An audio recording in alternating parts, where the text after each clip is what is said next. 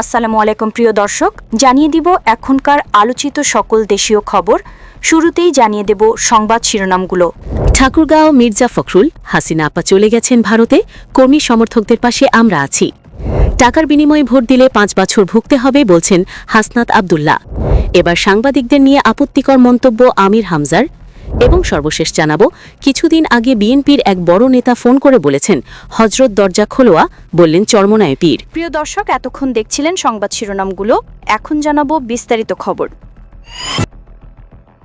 ঠাকুরগাঁও মির্জা ফখরুল, হাসিনা আপা চলে গেছেন ভারতে, কর্মী সমর্থকদের পাশে আমরা আছি।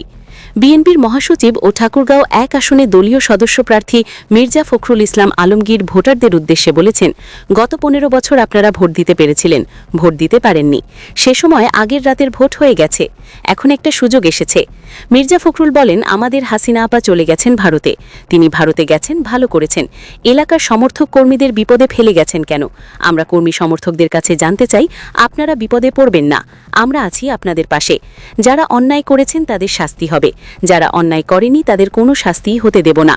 তিনি বলেন, আমি কিন্তু আপনাদেরই ছেলে, আপনাদেরই ভাই। এই এলাকা থেকে নির্বাচন করে আমি কখনো জিতেছি, কখনো হেরেছি। যখন হেরেছি তখন কিন্তু আপনাদের ছেড়ে যায়নি। আমার বয়স 78 হয়ে গেছে, কিন্তু মনের দিক থেকে এখনো তরুণ আছি।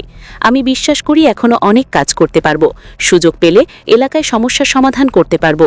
বিএনপির মহাসচিব বলেন, আমরা মুসলমান হিন্দু ভাই বোনদের অনুরোধ করব, আসুন আমরা সবাই একসঙ্গে এলাকার উন্নয়নে কাজ করি। এই উন্নয়ন কেবল ধানের শীষ করতে পারবে, আর কেউ করতে পারবে না। আজ কিছু লোক আমাদের ঘাক করতে চায়। আমরা কি বাংলাদেশে হিন্দু মুসলমান আলাদা আলাদা বাস করি? এলাকাতে একসঙ্গে হিন্দু মুসলমানরা থাকেন, একসঙ্গে চলাফেরা করেন। আমাদের পর্বে হিন্দুরা আসেন, হিন্দুদের পূজায় আমরা যাই। আমরা এই অবস্থাটা ধরে রাখতে চাই। আমরা মুসলমান, হিন্দু, বুদ্ধ, খ্রিস্টান সবাই একসঙ্গে দেশটাকে গড়ে তুলতে চাই, সবাইকে সমান নিরাপত্তা দিতে চাই। তিনি আরও বলেন, এখন একটা দল আসছে, নাম কি জামায়াত। তারা কি এর আগে ক্ষমতায় এসেছিল? কারোর জন্য কোনো কাজ করেছে? আমরাই কাজ করেছি। বিএনপি পরীক্ষিত দল, আরও কাজ করতে চাই। নতুন স্কুল, রাস্তাঘাট করতে চাই, হাসপাতাল করতে চাই, ছেলেমেয়েদের চাকরির ব্যবস্থা করতে চাই। টাকার বিনিময়ে ভোট দিলে 5 বছর ভুগতে হবে বলছেন হাসনাত আব্দুল্লাহ। কুমিল্লা 4 আসনে 10 দলীয় জোটের প্রার্থী ও জাতীয় নাগরিক পার্টির দক্ষিণাঞ্চলের মুখ্য সংগঠক হাসনাত আব্দুল্লাহ বলেছেন, টাকার বিনিময়ে ভোট দিলে 5 বছর শুধু ভুগতে হবে। আপনারা আমাকে একবার বিনা পয়সায় ভোট দিন, 5 বছর বিনা পয়সায় সেবা দেব। আমার প্রতীক শাপলাকলির জন্য শুধু আপনাদের একটি ভোট ও দোয়া চাই। হাসনাত আব্দুল্লাহ বলেন, রাজনীতিতে যেন লুটেরা, ব্যাংক ডাকাতরা ঢুকতে না পারে সে বিষয়ে আমাদের সবাইকে সজাগ থাকতে হবে। এরা রাজনীতিকে ব্যবহার করে নিজেদের অবৈধ টাকা নিরাপদ করতে চায়। সংসদীয় মনোনয়নকে আগে তারা নিশ্চয়তা মনে করে গুন্ডা পান্ডা, ট্যাক্স ফ্রি গাড়ি ও ব্যবসার ঠিকাদারি লাইসেন্স নিয়ে দেশ জুড়ে লুটপাট চালায়। যারা রাজনীতিতে পেশা বানিয়ে ব্যাংক লুট ও সন্ত্রাসের রাজনীতি করে তাদের প্রতিহত করতে হবে। তিনি আরও বলেন, রাজনীতি যখন গণমানুষ থেকে বিচ্ছিন্ন হয়ে যায় তখন তা রাজনীতি থাকে না, তা হয়ে ওঠে ক্ষমতার রাজনীতি। আমরা রাজনীতিকে জনগণের ডোরগড়ায় পৌঁছে দিতে চাই। আমাদের নির্বাচন, আমাদের রাজনীতি ও ইনসাফ ভিত্তিক সব কার্যক্রম গণমুখী করাই আমাদের লক্ষ্য। ক্ষমতার রাজনীতি নয়, গণমানুষের রাজনীতি এনসিপির মূল লক্ষ্য। সাংবাদিকদের নিয়ে আপত্তিকর মন্তব্য আমির হামজার।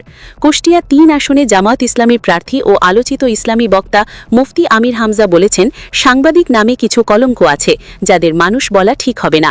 গতকাল রাতে কুষ্টিয়া পৌর 19 নম্বর ওয়ার্ড জামায়াতের নির্বাচনী অফিস উদ্বোধনকালে তিনি এমন মন্তব্য করেন। এ সময় জামায়াত ইসলামীর ওয়ার্ড পর্যায়ে নেতাকর্মী ও সমর্থকরা উপস্থিত ছিলেন। আমির হামজা বলেন, আমার মনে হয় এভাবে হঠাৎ আমাদের সামনে থেকে আমাদের অভিভাবক আকস্মিক বিদায় নিত না। এজন্য আমরা তাদেরই দায়ী করছি যারা এই অকারেজ মব তৈরি করেছে। এ সময় তিনি একটি গণমাধ্যমের প্রতিনিধির নাম উল্লেখ করে বলেন, বিভিন্ন গোয়েন্দা সংস্থা 2019 ও 2023 সালের কাটছাঁট করা ভিডিও কারা ছড়িয়েছে তাদের নাম জানতে চেয়েছেন। আমরা সেই নামগুলো দিয়েছি এবং শাস্তিও দাবি করেছি। তিনি আরও বলেন, বিরোধিতায় যারা আছে তারা এসব তৈরি করছে।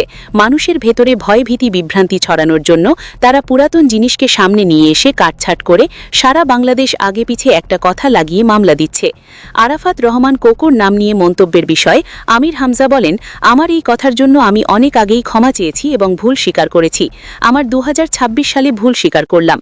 আওয়ামী সরকারের সাবেক মন্ত্রী ডক্টর মুরাদ হাসানের উদাহরণ টেনে তিনি বলেন, টাকলা মুরাদ, জাইমা রহমান ও তারেক রহমানকে নিয়ে যে বিশ্রী কথা বলেছেন তার বিরুদ্ধে তো আপনারা এই কয় বছরে একটা কথাও বললেন না। সুতরাং এগুলো যে আপনারা কেন করেছেন আমরা তো বুঝে ফেলেছি। ঝাড়ু মিছিল প্রসঙ্গে জামায়াতের এই প্রার্থী বলেন, আপনারা মিছিল করবেন, আপনাদের মা বোন নেই, আপনাদের মেয়ে নেই, স্ত্রী নেই, তাদের দিয়ে করান। লাইলা বেগমের মতো এরকম মহিলা 300 টাকা দিয়ে ভাড়া করা লাগবে কেন? এই মহিলা তো এখন বিপদে আছে। মহিলার খোঁজ নিয়েছি, এখন বলছে কি করতে গেলাম, আমি 300 টাকা নিতে গিয়ে এখন দেখছি 300 চলে যাবে।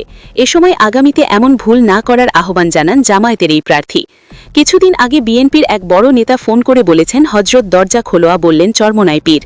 ইসলামী আন্দোলন বা হাতপাখা প্রতীকের বাক্স বাংলাদেশে একমাত্র ইসলামের ব্যালট বাক্স বলে মন্তব্য করেছেন দলটির আমির ও চরমোনাই পীর মুফতি শাহেদ মোহাম্মদ রেজাউল করিম। এতদিন আমাদের সংসদে যাওয়ার কি সুযোগ ছিল না? প্রশ্ন রেখে তিনি বলেন, এখনও আছে। কিছুদিন আগেও বিএনপির বড় এক নেতা আমার কাছে মোবাইল করেছেন, হজরত দরজা খোলা, কিন্তু আমরা পরিষ্কারভাবে বলেছি এই দরজা খোলার জন্য ইসলামী আন্দোলন বাংলাদেশ রাজনীতি করে না। ইসলামী আন্দোলন বাংলাদেশ রাজনীতি করে এদেশের মানুষের ইসলামের কল্যাণের জন্য। যারা এক পথে চলা সাথীদের সঙ্গে ধোঁকাবাজি করতে পারে তাদের কাছে মানুষ ও দেশ নিরাপদ নয় বলেও মন্তব্য করেন সৈয়দ মোহাম্মদ রেজাউল করিম। তবে তিনি কারো নাও উল্লেখ করেননি। একসময় ইসলামী আন্দোলন বা হাত পাখা প্রতীকের বাক্স বাংলাদেশে একমাত্র ইসলামের ব্যালট বাক্স বলেও মন্তব্য করেন তিনি।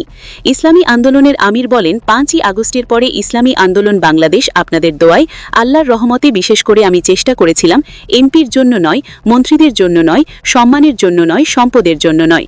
আমি এদেশের সন্তান, আমি এদেশে জন্মগ্রহণ করেছি। এই দেশটি ভালো হওয়ার ব্যাপারে আমার চিন্তা রয়েছে, অধিকার রয়েছে। চিন্তার ফল হিসেবে আমি দায়িত্ব পালন করেছিলাম। তিনি বলেন, কিন্তু দুঃখের মধ্যে বলতে হয় যখন ইসলামের পক্ষে একটা বাক্স, এই স্লোগান নিয়ে যখন আমরা এসেছিলাম, বাংলাদেশের মানুষ স্বতঃস্ফূর্তভাবে সাড়া দিয়ে যখন আমাদের আলিঙ্গন করলেন, তখন আমাদের মন খুশিতে ভরে গেল। কিন্তু আজ দুঃখের সঙ্গে বলতে হয়, যখন এই অবস্থা দেখেছে তখন এক শ্রেণীর ক্ষমতালোভী, ওরা ক্ষমতায় রঙিন স্বপ্ন দেখেছে, আমাদের বাংলাদেশের মানুষকে আবার ধোঁকা দেওয়ার বিভিন্ন নীল নকশা তৈরি করেছে। রেজাউল করিম আরও বলেন, ব্যাখ্যা আমি দিতে চাই না, তবে আমি এতটুকু বলবো, যারা বিশ্বস্ত বন্ধুত্বের সঙ্গে, যারা এক পথে চলার সাথীদের সঙ্গে ধোঁকাবাজি করতে পারে, প্রতারণা করতে পারে, বাংলাদেশের মানুষ এদের কাছে নিরাপদ নয়, এই দেশ তাদের কাছে নিরাপদ নয়। তিনি বলেন, যখন আমরা এটা বুঝতে পেরেছি তখন ইসলামী আন্দোলন বাংলাদেশ এত বড় কঠিন অবস্থায়, এত বড় ঝুঁকির মুখে, তখন পরিষ্কারভাবে দ্বার্থহীন কণ্ঠে আমরা বলেছিলাম, ইসলামী আন্দোলন বাংলাদেশ প্রতিষ্ঠিত হয়েছে দেশের কল্যাণের জন্য, মানুষের কল্যাণের জন্য, ইসলামের কল্যাণের জন্য, ন্যায়ের পক্ষে ও অন্যায়ের প্রতিবাদে।